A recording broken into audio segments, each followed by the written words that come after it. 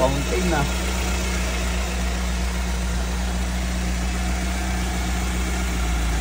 Ito sa radiator, mag-overheat to.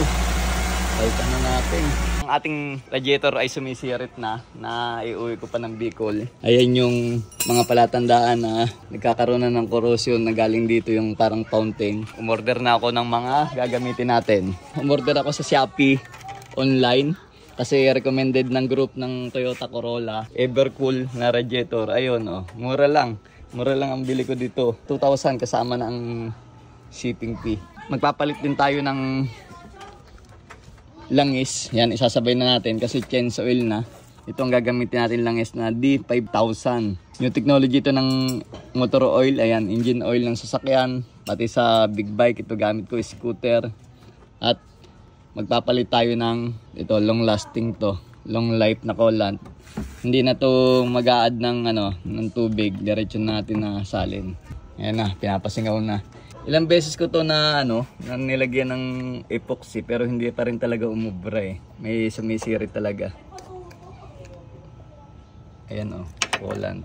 Palit tayo ng radiator, tapos change oil ng Dino oil.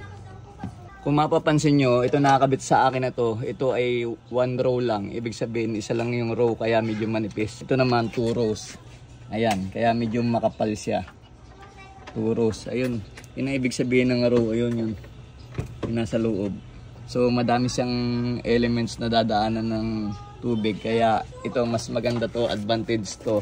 Para hindi kasi nung mag-init ang makina ninyo. Water temperature. Pansinin nyo yung kapal nito. Kukumpara dito. Oh, manipis lang.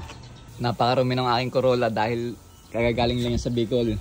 Ito twice ko na nagamit sa Bicol. 2 beses na. Hindi naman ako tinitirik. Kahit butas nga yung radiator, pinagtyagaan ko eh. Mapapansin nyo, kitang-kita nyo yung bakal oh. Ayun oh. Walang oils. Oil sludge ang tawag doon eh. Yung dikit. Yung dikit na yung tinga na langis no. Kapag ng langis eh, hindi ka nagpapalit. Nagkakatinga na yan. Natutuyuan. Dumidikit na dyan. Ito.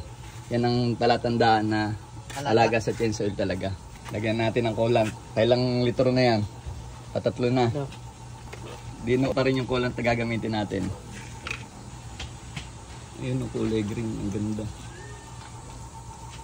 Nagdala dyan yung imbudo. Sakto-sakto. Ayun o. Ito lang ata. Sakto lang.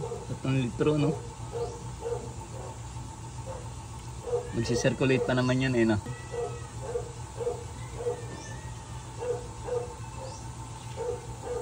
Yun na, sinasali na oh. Gold ang kulay.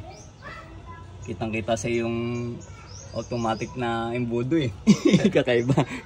Ayan, ito yung gamit natin na Dino oil na D5000.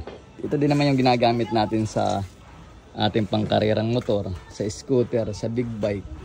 Sa big bike fully synthetic, ito, ibig sabihin ito, ordinary oil lang to. Every 5,000 change oil na tayo dito. Pag fully synthetic, 7,000 to 10,000 pwede. After na masalinan ng langis, ayan na, binuhay na namin para ma-check namin kung may nagli-leak dito sa bagong palit na radiator.